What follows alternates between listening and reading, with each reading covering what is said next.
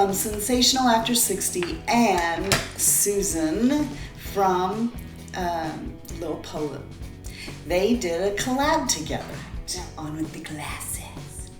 So there are 11 questions on this tag, and the tag is called How I Quit Smoking.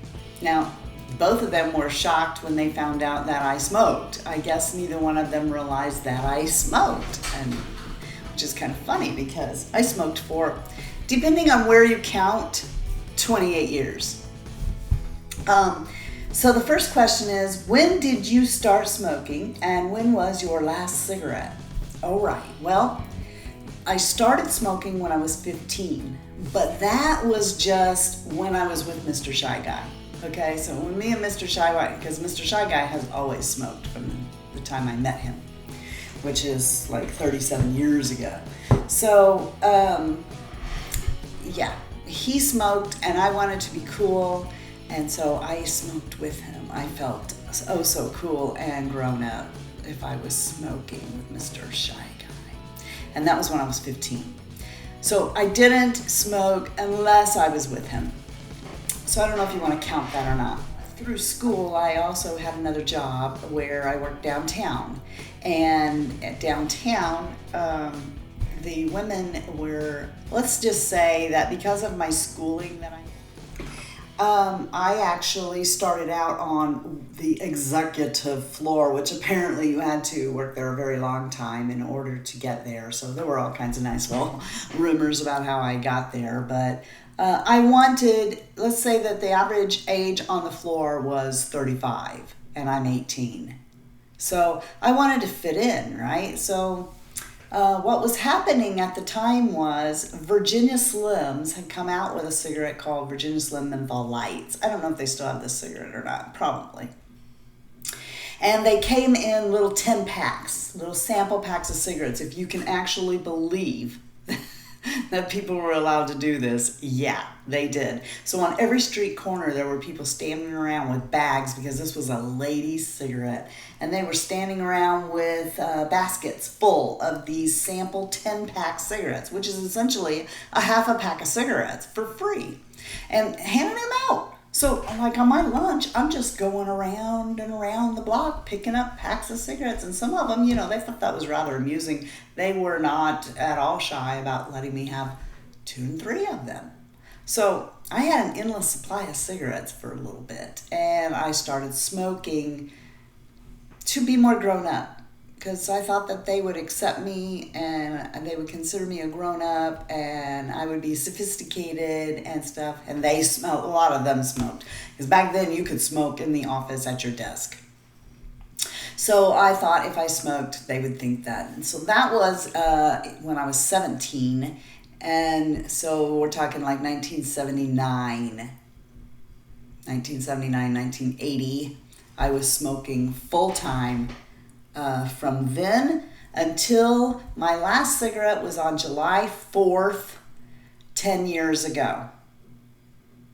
Yes, I put them down on the 4th of July, and I said, this is my independence from cigarettes day. So I always remember every 4th of July when the fireworks go off that we're not just celebrating what the 4th of July celebrates, we are celebrating my freedom from cigarettes as well. Number 2, how much did you smoke? I smoked 1.5 packs to 2 packs a day. Number 3, did your parents smoke? My mother was a 3-pack a day smoker. I don't think she actually smoked 3 packs a day. I think she burned up a lot. She would leave them in an ashtray and walk off. My mom smoked from, well, I know she smoked when she was pregnant with me. A lot of women in the 60s did. They didn't think there was anything wrong with that. So I know she was smoking when she was 19, and she stopped smoking in 1986. So she's been smoke-free for a long time. My dad, occasionally if they were drinking or having a party, I might see him smoke a cigarette, but primarily every once in a while my dad would smoke cigars. And he smoked the kind, I don't know what they are. I'll see if I can find a picture and put it here. But they were in a box, and it had, it had a lady who I thought was really pretty, on the front. and I would get to have the empty boxes. And I thought that woman was beautiful. Number 4, how many times did you try to quit? Probably 5 times I tried to quit. Number 5, what reason made you finally quit smoking? Well, honestly, it was my grandson. When my oldest grandson, when he was born, it just hit me one day that if I keep going on the track that I'm on, I will probably not see my grandchildren grow up and have kids and be married. And I wanted to. So that was the initial reason. A secondary reason was cost. I was sick and tired of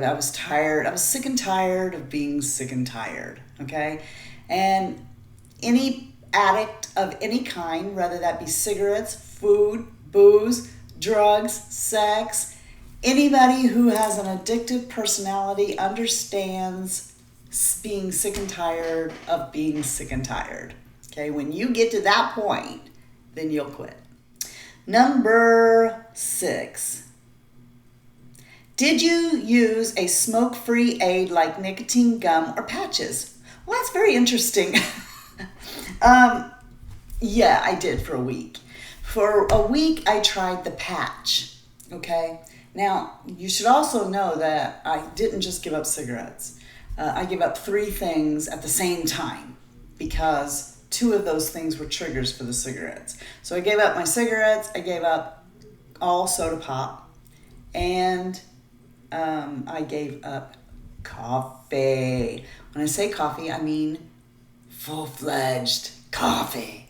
Like I was dumping espresso in my coffee. Okay, so I gave up all caffeine then. All caffeine, all nicotine at the same time. I used the patch for a week. And then the second, that was like Nicoderm or something.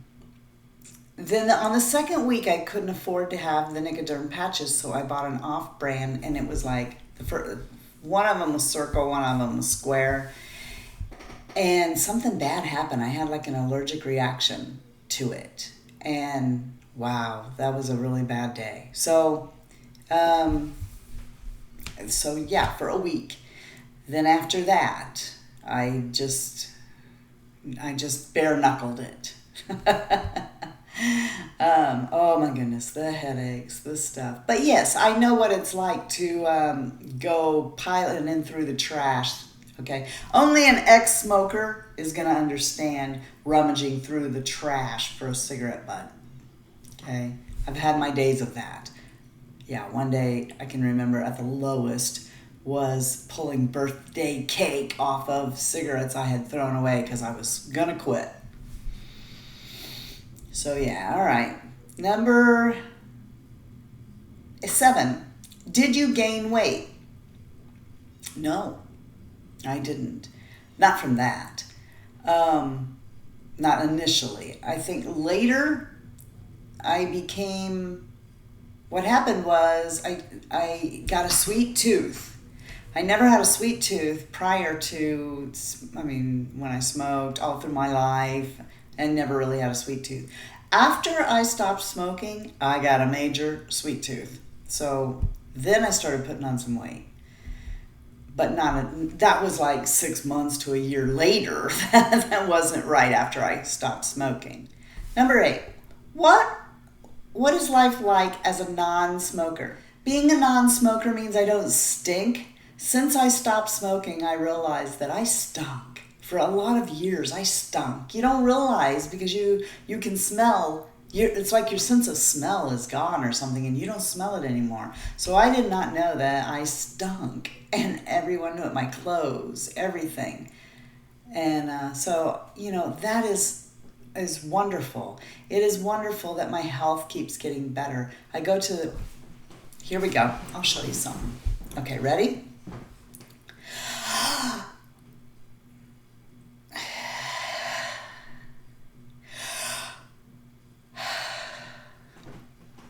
There was a day when if I went, I would have started coughing uncontrollably. I can take in deep breath after deep breath and hold my breath and not cough anymore. I like getting up in the morning and not hacking up phlegm I'm sorry, that was gross. But smokers, if you've been a smoker a while, when you get up in the morning, you hack up phlegm.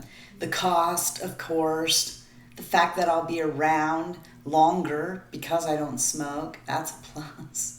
I love being a non-smoker. Number 9, how hard is it to stay quit?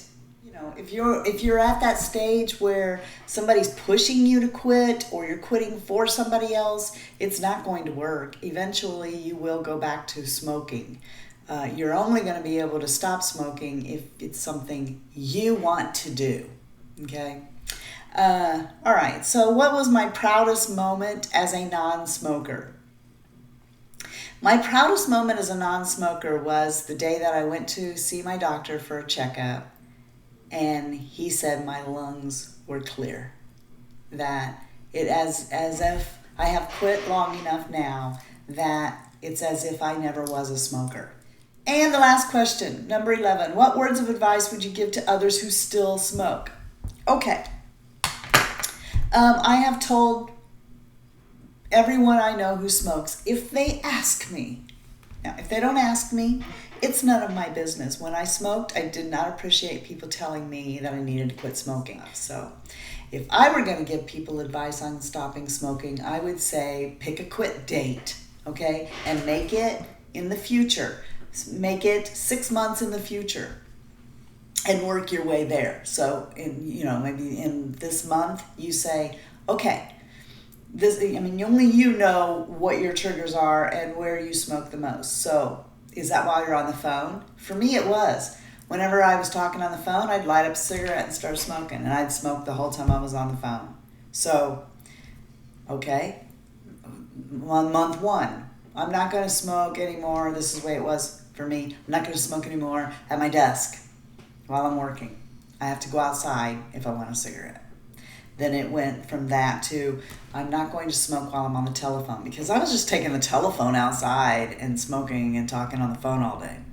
I'm not going to smoke while I'm talking on the telephone. I'm not going to smoke while I'm in the car. You know what your things are that you smoke. Take one away every month. Okay? And then when you are used to not doing those things and smoking, then have your quit date in mind. And use something, I think, to make, you can put them down if you want. Good for you if you're that strong. If not, then use whatever you need to. If it's gum, if it's patch, if it's vape, whatever it is, use yourself to taper down or whatever. But the important thing is that you have to be sick and tired of being sick and tired. And until that day, you're not going to be successful. If you're quitting for somebody else, it's only a matter of time before you will start smoking again, like my husband. So, yeah, if you're not having a blessed day, please go out and be a blessing to somebody else. And until next time, love you. See ya. Bye. Well, yeah, if you guys come in total close up, you would see like brown spots all over you where I covered my gray. With the gray spray. Yeah. Dummy! Well, we're not going to come in that close. Because I'm wonky and I know it. What is that song really? Oh, I'm sexy and I know it. Oh no, you know what song I really like? Who let the dogs out? Tell me you don't like that song. What's going on with this necklace? Everything's backwards. Everything's better with blue bonnet on it. Why? The random stuff that goes through my head. It just, like, oh, who remembers this? Who remembers this one? My dog's better than your dog. My dog's better than yours. My dog's better because he's kennel vision. My dog's better than yours. Do you guys remember that? Yeah. Oh, my baloney has a first name. It's O-S-C-A-R. My baloney has a second name. It's M-A-Y-E-R. And, let's try it again. My baloney has a first name, it's O-S-C-A-R. My baloney has a second name, it's M-A-Y-E-R. I like to eat it every day, and if you ask me why, I'll say, 'cause Oscar Mayer has a way with B-O-L-O-G-N-A. How's that? One of these days I'm gonna grow up, but I hope it's not this year.